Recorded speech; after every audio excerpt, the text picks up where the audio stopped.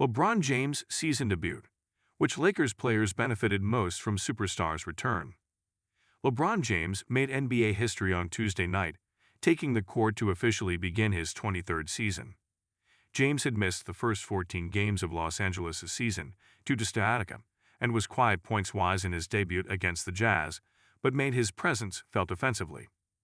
The King totaled 12 assists in his first game, since the Lakers were eliminated in the playoffs last April. The Lakers proved victorious on the night, but that wasn't the biggest takeaway of the evening. How exactly James would fit into the offense was a bit of a question while he was sidelined. This offseason, Los Angeles made it a point to go out and acquire players who would fit well next to Luka Doncic, which makes sense given Doncic is one of the best players in the NBA, and the Lakers were unable to build a roster for him last year since they acquired him mid-season. But it's notable because, for the first time since James joined the franchise, the roster was not molded around his talents alone.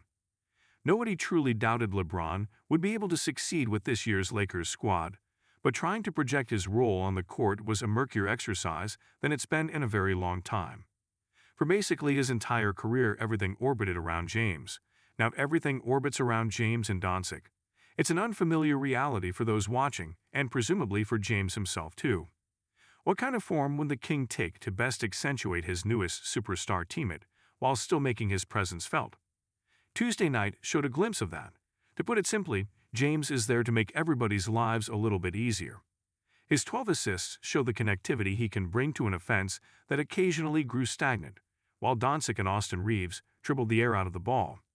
Since he's no longer the default option to run the offense every trip down the court, James can leverage his historic basketball IQ to create opportunities for his teammates and his impressive vision to help ensure they take advantage of said opportunities. As a result, Los Angeles moved the ball more and finished the game with 31 assists, a few ticks above the team's season average. James will likely continue to play this role while everybody is healthy. So, to that end, which Lakers players specifically benefited most from James' return to the court? Luka Doncic. Doncic finished with 37 points last night, so anybody who wondered if his counting stats might be adversely affected by James' return can rest easy.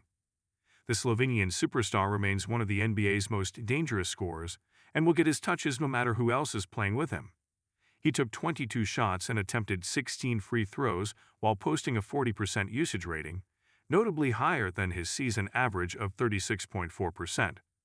Doncic did all that without enjoying better shot quality with James on the floor too.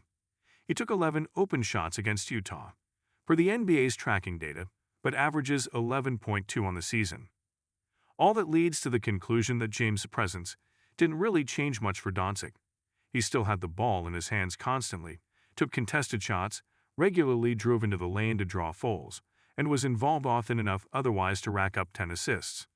So how did he really benefit from James' presence? It's actually quite simple. Doncic only had to play 34 minutes and 14 seconds to beat the Jazz. It was the fewest minutes he'd played in a win all season long. Even after Tuesday night, Doncic ranks fourth in the NBA in minutes per game at 36.8. While concerns about the star's conditioning have proven overblown to begin the year, it's still not ideal for the Lakers to have to lean on him so heavily minutes-wise, and especially not ideal this early in the season. Looking around the league at all the stars dealing with injuries right now, Los Angeles should be very invested in ensuring Doncic's minutes are kept in check, and that's before taking his own injury history into account. James' involvement in the Lakers' offense obviously will not change much as far as Doncic putting up crazy numbers, but his overall impact makes LA a better team, which means not every win will come down to Doncic, which in theory means they can give him longer bench stints and generally decrease wear and tear as the season progresses. It's an intangible but important development for the Lakers to take advantage of. Jake LaRavia. For all the talk above about how this Lakers roster is curated for Doncic more than James, LaRavia is the sort of archetype both players love.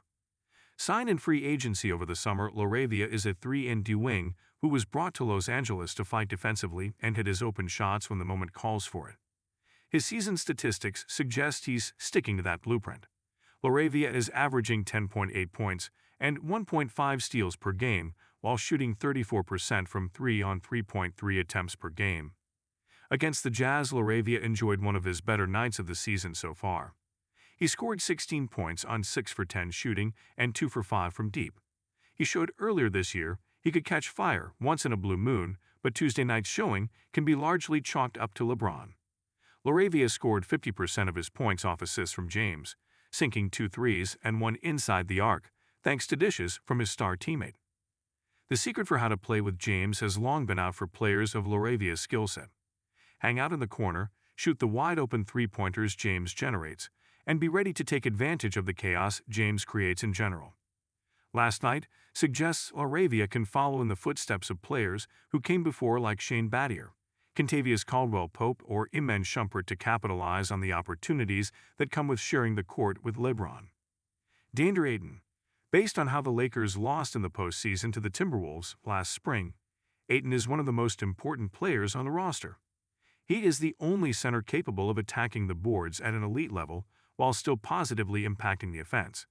He does not do it every night, and sometimes he'll go long stretches without doing either, which is why the Trail Blazers were happy to waive him outright with 1 year remaining on his max contract. But when Ayton is playing up to his potential, he is exactly what the Lakers need: an interior presence with size who will clean up the shortcomings of his teammates on both ends. Playing with James has revitalized many an NBA career, so how Ayton played alongside the King was worth watching on Tuesday night. And it went pretty well. James assisted Ayton on 4 of his 10 made baskets. The center finished 2 in the paint, 1 in the short mid-range, and 1 in the long mid-range, the 3 areas of the court Ayton likes to maximize. Running pick and roll with LeBron has long been a treat for NBA centers. James is such a good passer and manipulator of the court that, when he passes the center the ball, they'd often have a wide-open shot waiting for them. It's the same with Doncic, and why Ayton was so happy to sign with Los Angeles over the offseason. The first look at his fit with James is a positive sign that Ayton understands the opportunity he has, not only to show off his own game but to impact winning as well.